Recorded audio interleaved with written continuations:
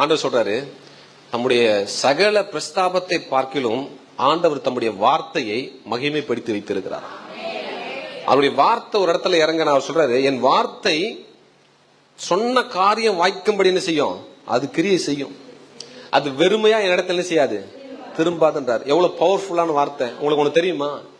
கவலை வந்தா வார்த்தையே வேலை செய்யாது. கவலைக்கு அவ்வளவு பவர் இருக்கு. கர்த்தராலே வேலை செய்ய முடியாது. உங்களுக்குள்ள கவலை வந்துருச்சுன்னா கர்த்தரே நினைச்சா கூட உங்களுக்கு அற்புதம் செய்ய முடியாது. என்ன அப்படி சொல்லிட்டீங்க? ஆமாங்க, ஆண்டவர் சொல்லி கொடுக்கிறாரு, கவலைப்படாதீங்கன்னு சொல்றப்போ அழகான ஒரு சத்தியத்தை சொல்லி கொடுக்கிறாரு. ஒரு நல்ல நிலத்துல விதைக்கப்பட்ட விதைக்கும் கல்லும் முள்ளும் இருக்கிற நிலத்துல விதைக்கப்பட்ட விதைக்கும் வித்தியாசம் இருக்கு. கல்லு முள்ளு நிலம் எதுன்னு தெரியுமா சொல்றாரு? உலக கவலையும் ஐஸ்வர்யத்தின் மயக்கமும் இருக்கிற ஒரு நிலம் மனசு. உலக கவலையும் ஐஸ்வர்யத்தின் மயக்கம் இருக்கும்போது என்ன செய்யுமா? அந்த விதை வளரும், முளைக்கும். ஆனால் என்ன செய்யாதது? பலன் கொடுக்காதபடிக்கு கவலை என்கிற முள் என்ன செய்யுமா? அதை நெருக்கிடும். அப்ப என்ன முள்ளுன்னு சொன்னாரு? கவலை என்கிற. அப்ப கவலை முள்ளுண்டா வார்த்தை பலன் தராது. புரிஞ்சிருச்சா? கர்த்தர் வல்லமையானவர் தான், வார்த்தை வல்லமையானது தான். கர்த்தரே தான் அந்த வார்த்தையை பேசுறாரு, அவரே தான் தீர்க்கதரிசனம் சொன்னாரு. ஆனா நீங்க கவலைப்படுற ஆளா இருந்தா கர்த்தராலே உங்களை காப்பாற்ற முடியாது. என்ன அப்படி பாக்குறீங்க? ரொம்ப நாளா கவலைப்படுறேன் ஐயா, அதனாலதான் உங்களை காப்பாற்ற முடியல. சில பேர் யோசிக்கிறேன், அதான் போல நான் ரொம்ப நாளா ஜெபம் பண்றேன். கவலையோடு கூடிய ஜெபத்துக்கும் விசுவாசத்தோடு கூடிய ஜெபத்துக்கும் வித்தியாசம் இருக்கு. ரைட்டா? நாம என்ன நினைச்சுக்கிட்டு இருக்கிறோம்? தேவ சமூகத்துல கண்ணீரோடு நான் ஜெபிக்கிறதுனால கர்த்தர் ஜெபத்தை கேட்பாரு நம்ம நினைக்கிறோம். ரைட்டா? ஆனா ஆண்டவர் என்ன பாப்பாருன்னா, ஏதோ அறிமுகம் இல்லாத நபர் ஒரு நாளைக்கு அழுவாங்க. பெத்த புள்ள எது கேட்டாலும் அதுதான் கேக்குது. என்ன பாக்குறீங்க? நீங்கள் விசுவாசத்துல வளர ஆரம்பிக்கிற போது கர்த்தரின் வாழ்க்கையில ஏற்ற காலத்துல எனக்கான நன்மையை செய்வார் அப்படின்னு ஒரு கான்பிடன்ட் உங்களுக்குள்ள வந்துடும். நீங்க சோர்ந்து போறீங்கன்னு அர்த்தம், உங்களுக்கு விசுவாசம் அடிபட்டு இருக்குன்னு அர்த்தம். கவலை உள்ள வந்துருச்சு அப்படின்னா விசுவாசம் வெளியே போயிடும். கவலை ரொம்ப மோசமான ஒரு வியாதி. சில பேருக்கெல்லாம் அந்த வியாதி தொற்று ரொம்ப வருஷம் ஆகுது, ஹேபிட்டாவே ஆயிடுச்சு. சில பேருக்கெல்லாம் என்ன ஆயிடுச்சு? குணம், கவலை என்கிற குணம் கூட சில பேர் அதெல்லாம் நீக்கவே முடியாத குணம் ஆயிடுச்சு. நல்லா பல மீட்டிங்ல நான் உங்களுக்கு தெரியும், நான் கொஞ்சம் நான் மகிழ்ச்சியா பேசுவேன். சில மீட்டிங் எல்லாம் ஏன் ஆவியே அமுக்குற அளவுக்கு சோகமா இருப்பாங்க.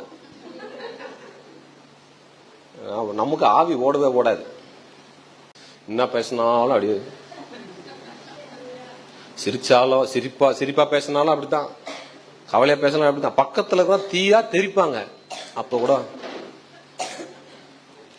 இது என்ன ஆயிடுச்சு அப்படின்னா ரொம்ப ஆழத்துக்கு போயிடுச்சு. என்ன ஆயிடுச்சு? இப்ப ஆழத்துக்கு போயிடுச்சு. சொல்யூஷன் வந்தா கூட அவங்களால புடிச்சுக்க முடியாது. அதுக்கான தீர்வை கர்த்தர் தீர்க்க தரிசனமாக பேசினால் கூட என்ன செய்ய முடியாது. அதனால கவலை உங்களுக்குள்ள நீங்க வர விடாதீங்க, அதை விட்டு கொஞ்சம் வெளியே வாங்க. கவலை அவிசுவாசத்தின் அடையாளம். கவலை என்பது கடவுளை பற்றின அறிவு உங்களுக்கு குறைவாக இருக்கிறது என்பதற்கான அடையாளம். எத்தனை புரியுது? அறிமுகம் இல்லாத ஒரு நபர் வீட்டுல நம்ம கிட்ட உதவி கேட்டா எப்படி கேட்பாங்க? எப்படிமா கேட்பாங்க?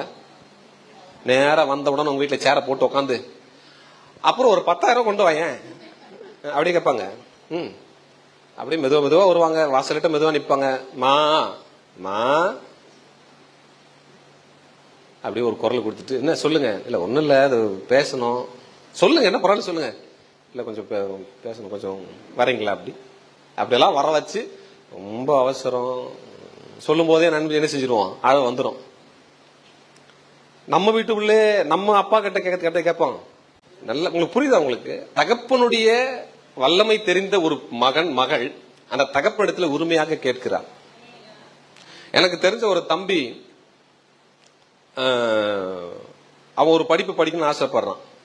அவன் அவங்க அப்பா கிட்ட இந்த மாதிரி ஃபீஸ் இவ்வளவு கட்டணும்னு சொன்னோன்னா, அவர் இது சில லட்சங்கள் ஆகுது, அதெல்லாம் என்ன முடியாது சொன்னோன்னே அவன் ஃபைட் பண்றான். என்ன சொல்லி ஃபைட் பண்றான் தெரியுமா? லட்சக்கணக்கில் பேங்க் வச்சு, என் பேங்க்ல லட்சக்கணக்கில் வச்சிருக்கேன், என்னதான் பண்ண போறாரு அவர்? யாருக்கு தான் கொடுக்க போறாரு அவரு? இவன் சம்பாதிக்கல, யார் தான் சம்பாதிச்சிருக்குது? ஆனா உரிமையை கேட்கறான். ஒரு பொண்ணு திருமணமாக போற பொண்ணு அவங்க அப்பா கிட்ட சண்டை போடுது, காரு தான் வாங்கி தரணும், வாங்கி கொடுன்னு கேக்குது. இல்லம்மா அதெல்லாம் எனக்கு தெரியாது, 50,000 போடு, கார் வாங்கி கொடு. அப்படியே வாங்க தேவ சமூகத்துக்கு. நீங்கள் தேவ சமூகத்துல கவலையோடவே அந்த நேரத்தை கழிக்கிறீர்கள் என்றால் இன்னும் உங்கள் தகப்பனோட உங்களுக்கு உறவிலே சிக்கல் இருக்கிறது என்று அர்த்தம். உங்கள் தகப்பனை பற்றின புரிதல் உங்களுக்கு குறைவாக இருக்கிறது என்று அர்த்தம்.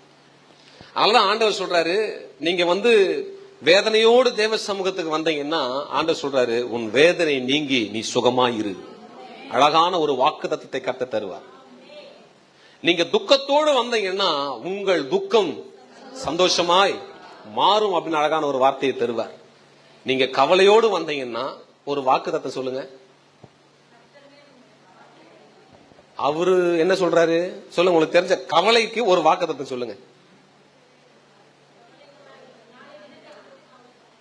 கர்த்தர் மேல் உன் பாரத்தை வைத்து விடு. இரண்டாவது,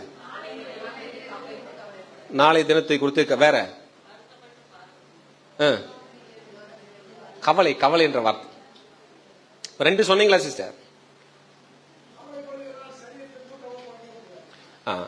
இப்ப நீங்க சொன்ன மூணுமே வாக்குத்தத்தம் கிடையாது, கட்டளை. நீங்க கவலையை போக்குகிற ஒரு நல்ல சந்தோஷமான வாக்குத்தத்தத்தை சொல்லுங்கள். கவலையை குறித்து இப்ப வேதனை நீங்கி சுகமாயிரு அப்படின்னா கர்த்தர் உன்னை பிளஸ் பண்றாருன்னு அர்த்தம்.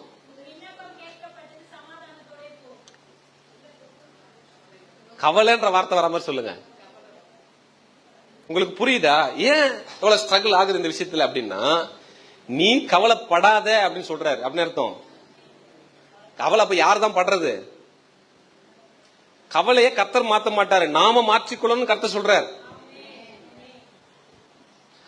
ஏன்னா கவலைக்கு நீங்கள் இடம் கொடுக்கிற போது கர்த்தராலே உள்ள கிரியை செய்ய முடியாது. வசனம் சொல்லுது, மனுஷனுடைய இருதயத்தில் இருக்கிற கவலை அதை ஒடுக்குமா? என்ன பண்ணுமா? கவலை உள்ள வந்தா இருதயம் ஒடுங்கிரும். இருதயம் ஒடுங்க ஆரம்பிச்சா நெருக்கப்படுகிற ஒரு மனசு, நெருக்கப்படுகிற ஒரு இருதயம் சுதந்திரமா எப்ப என்ன செய்யாது, இருக்கவே இருக்காது. அது ரொம்ப அந்த நெருக்கத்தை ஃபீல் பண்றதுனால நம்ம பெரிய சிக்கல்ல இருக்கிற எப்பவுமே அழுதுகிட்டே இருக்கும். இப்ப கவலையை பொறுத்த மட்டும் கர்த்தர் தருகிறது அல்ல, கர்த்தரால கூட எடுக்க முடியாது கவலையை மட்டும். ஏனென்றால் கவலை என்பது அவிசுவாசத்தின் அடையாளமாக இருக்கிறது. ஆண்டவர் சொல்ற, நாளைய தினத்தை குறித்து என்ன செய்யாத அப்படின்னா என்ன அர்த்தம்? கவலைப்படாதீங்க நம்மளதான் சொல்றாரு அப்படின்னு அர்த்தம். நாம தான் கவலைப்படுறோம். நாளைய தினம் எது கவலைப்படும்? எது கவலைப்படும்? நாளைய தினம். அந்த நாள் எங்கயா இருக்கு? ஆண்டு சொல்ற, நாளே கவலைப்படும் உனக்காக. அது கவலைப்படணும் உனக்கு நன்மை செய்யணும்னு சொல்லி, அது நன்மையான கவலை. ஆனா நீங்க என்ன செய்யாதீங்க. அப்ப இந்த கவலை என்ன செய்யுதுன்னா கர்த்தரிடத்துல வருகிற நன்மையை நமக்கு தடை செய்கிறது. ஐயா எப்படியா கவலைப்படாம இருக்க முடியும்? நாளுக்கு நாள் குடும்பத்தை பத்தி கவலைப்பட்டுக்கிட்டு இருக்கிறேன். நான் நினைச்சுக்கிட்டு இருக்கிறோம் கவலை அக்கறைன்னு நினைக்கிறோம். கவலை அவிசுவாசத்தின் அடையாளம். என்ன அர்த்தம்? என் ஆண்டவர் எல்லாவற்றையும் செய்ய வல்லவர் என்கிற விசுவாசம் அடிபடுகிற போது இது என்னமா போய் முடியுமோ, இது எப்படித்தான் நடக்குமோ, இது என்னைக்குத்தான் ஆகுமோ, இது எப்படித்தான் சரிப்பட்டு வரப்போதோன்ற ஒரு கொஸ்டின் நமக்கு வர்றதுனால அந்த அழுத்தத்தை நம்ம மேல நாம என்ன செய்யறோம், தூக்கி போட்டுக்கிறோம். அதான் ஆண்டவர் சொல்றார், நீ கவலைப்படுறதுனால ஒரு முழம் கூட்டவோ ஒரு முழம் குறைக்கவோ முடியாது. பல நேரங்கள்ல உங்களுக்கு கர்த்தருடைய வார்த்தை உங்களை நோக்கி வருகிற போது ஒரு தடாலடியான சடுதியான மாற்றத்துக்கு உங்க இருதயத்தை நீங்க என்ன செய்யுங்க, ஒப்பு கொடுங்க. கர்த்தர் சொல்லிட்டாரா செய்வார், பதில் போயிட்டே இருக்கும். அவர் உங்களை விசாரிக்கிறவர் ஆனபடியினால் உங்கள் கவலைகள் எல்லாம் அவர் மேல் வைத்து வைத்து வைத்து கர்த்தர் மேல் பாரத்தை, வசனம் அப்படிதான் சொல்லுது, வைத்து விடுங்கள். இதுவரைக்கும் நீ கவலைப்பட்டு ஒரு இன்ச்ச கூட என்ன செய்யல நகத்துல. கர்த்தர் சொல்றாரு, இனி நீ கவலைப்பட்டா ஒரு இன்ச் என்ன செய்ய முடியாது, நகர்த்த முடியாது. அவர் மேல் பாரத்தை வைத்து விடு. அவர் உன்னை விசாரிக்கிறவர்.